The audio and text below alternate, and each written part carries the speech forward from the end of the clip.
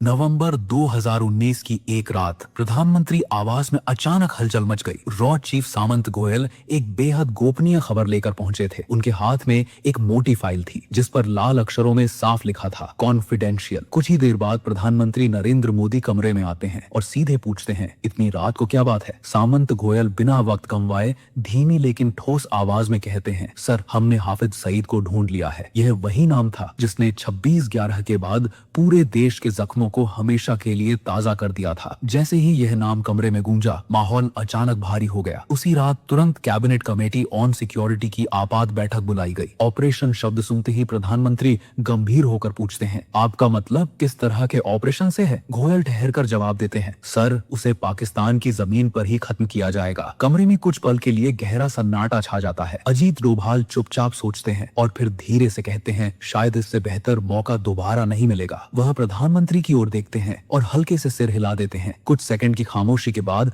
मोदी का फैसला आता है, ऑपरेशन आगे बढ़ाइए। उसी क्षण 26/11 के बाद अधूरी रह गई एक कसम ने आकार लेना शुरू किया और इस गुप्त मिशन का नाम रखा गया ऑपरेशन अलविदा। लेकिन असली चुनौती अब शुरू होने वाली थी। रॉ के पास सिर्फ एक पुख्ता जानकारी थी, हाफिज सईद की लोकेशन। वह लाहौर के जौहर टाउन में रहता था, एक ऐसा इलाका जहां सुरक्षा किसी किले से कम नहीं थी। सीधे हमला करना अंतरराष्ट्रीय संकट को जन्म दे सकता था। इसलिए तय हुआ कि रास्ता बाहर से नहीं, अंदर से बनाया जाएगा। इसके लिए चाहिए था सईद के घर के बेहद करीब एक ऐसा ठिकाना जो शक से पूरी तरह परे हो, लेकिन हर हरकत पर नजर रख सके। और यहीं से कहानी अचानक एक खतरनाक मोड़ लेती है। दिसंबर 2019, दुबई की एक जेल में नावेद नाम का पाकिस्तानी नागरिक पिछले 6 महीनों से बंद था, सिर्फ एक मामूली चोरी के आरोप में। वह एक साधारण आदमी था, लेकिन एक दिन अचानक उसकी जिंदगी बदलने वाली थी। जमानत कराने वाला शख्स था वासे। बाहर आते ही नावेद हैरानी से पूछता है, आपने मेरी मदद क्यों की? वासे मुस्कुराकर कहता है, मुझे तुम्हारी जरूरत है। वह बताता है कि उसका कारोबार दुबई और पाकिस्तान दोनों जगह फैला है और उसे एक भरोसेमंद आदमी चाहिए। पैसों की तंगी में घिरे नावेद के लिए यह प्रस्ताव अनोखा जरूर था, लेकिन मना करना मुश्किल था। कुछ ही समय बाद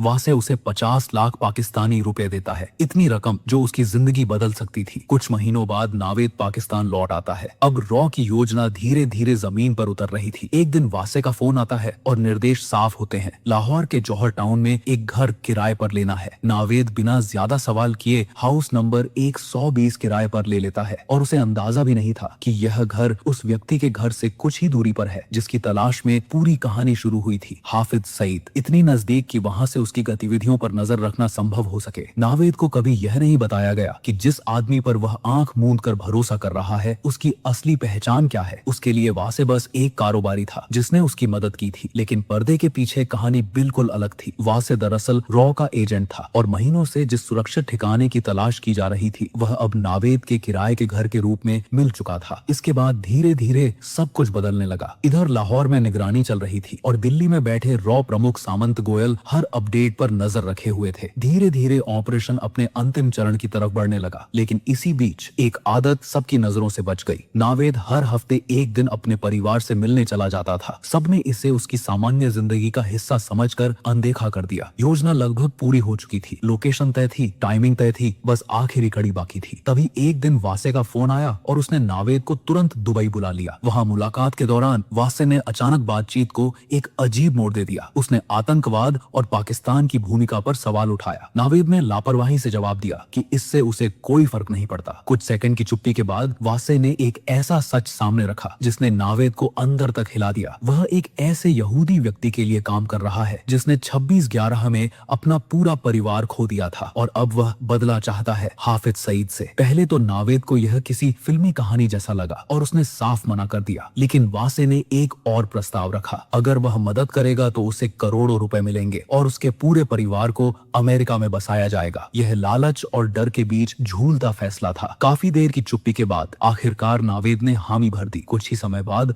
उसके खाते में 15 करोड़ रुपए ट्रांसफर हो गए। अब वापसी का रास्ता खत्म हो चुका था। ऑपरेशन अलविदा अब अपने निर्णायक मोड़ पर था। कई हफ्तों की रणनीति के बाद तय हुआ कि लक्ष्य को कार बम से निशाना बनाया जाएगा। नावेद के घर में रह रहे एजेंटों ने चुपचाप एक काली टोयोटा कोरोला खरीदी और उसके भीतर लगभग 300 किलो RDX भर दिया। काम इतनी सफाई से हुआ कि इलाके में किसी को जरा सा भी शक नहीं हुआ। कार को पास की एक अधूरी इमारत में छुपाकर खड़ा कर दिया गया। जहां न कोई चौकीदार था न कैमरे। दिलचस्प बात यह थी कि नावेद को इस कार के बारे में कुछ भी पता नहीं था। अब सबसे बड़ा सवाल सामने था, इसे सईद के घर तक कौन पहुंचाएगा। यह ऐसा मिशन था जिसमें ड्राइवर का जिंदा बचना लगभग असंभव था। इसलिए एक ऐसे व्यक्ति की तलाश की गई जो पैसों के बदले अपनी जान दांव पर लगाने को तैयार हो। कुछ ही समय बाद अफगानिस्तान से एक बेहद गरीब आदमी को चुपचाप पाकिस्तान लाया गया। उसे भरोसा दिलाया गया कि अगर वह यह काम करेगा तो उसके परिवार को बड़ी रकम दी जाएगी। अब उस घर में कुल 4 लोग थे, 3 रॉ एजेंट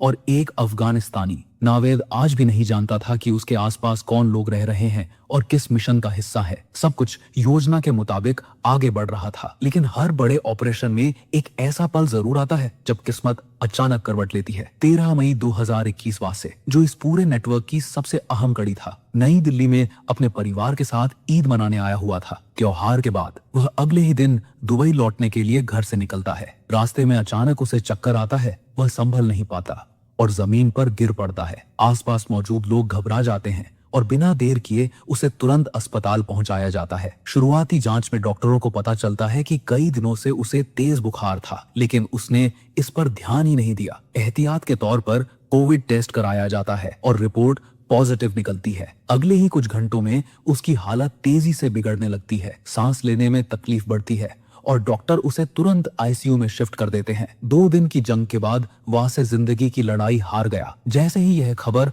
रॉ मुख्यालय पहुंचती है, वहां सन्नाटा छा जाता है, लेकिन असली झटका अभी बाकी था। इसी बीच नावेद अपनी पुरानी आदत के मुताबिक हफ्ते में एक बार अपने परिवार से मिलने लाहौर से बाहर निकलता है। एजेंट्स को लगा यह उसकी सामान्य दिनचर्या है, इसलिए किसी ने ज्यादा ध्यान नहीं दिया। मगर इस बार रास्ता कुछ अलग था। इस बार उसकी कार सीधे एक हाई रैंकिंग आईएसआई अधिकारी के घर के बाहर जाकर रुकती है। यहीं से कहानी का सबसे खतरनाक मोड़ सामने आता है। सच यह था कि नावेद कभी पूरी तरह भरोसेमंद नहीं था। शुरू से ही उसके मन में वासे को लेकर हल्का शक था। वक्त के साथ वह शक धीरे धीरे गहराता गया और जिस दिन वासे ने उसके सामने हाफिज सईद को खत्म करने की योजना का जिक्र किया, उसी दिन नावेद को यकीन हो गया कि वह एक ऐसे खेल में फंस चुका है जहां जिंदा बचना आसान नहीं होगा। अपने डर और शक के चलते वह चुपचाप यह जानकारी पाकिस्तानी एजेंसियों तक पहुंचा देता है। यह खबर बेहद संवेदनशील थी और इसका असर तुरंत दिखने लगा। जैसे ही यह इनपुट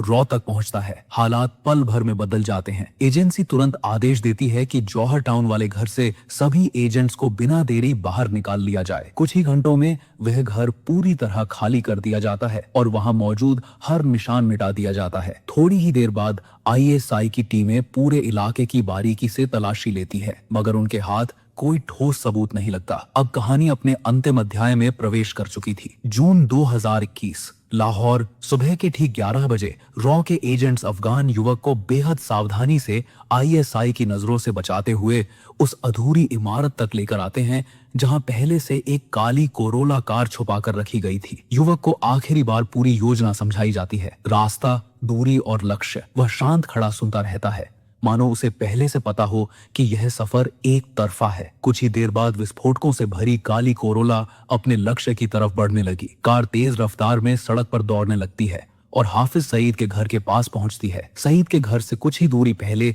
एक चेक पोस्ट बना हुआ था।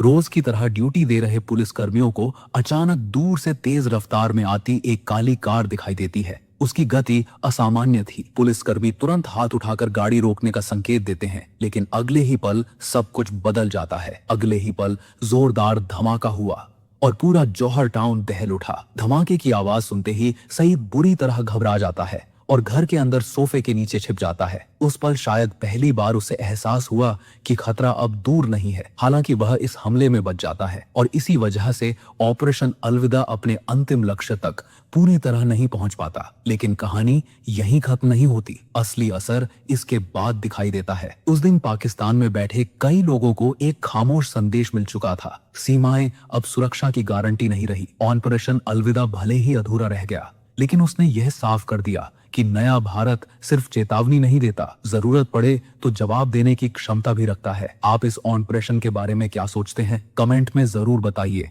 और चैनल को सब्सक्राइब करना न भूलें।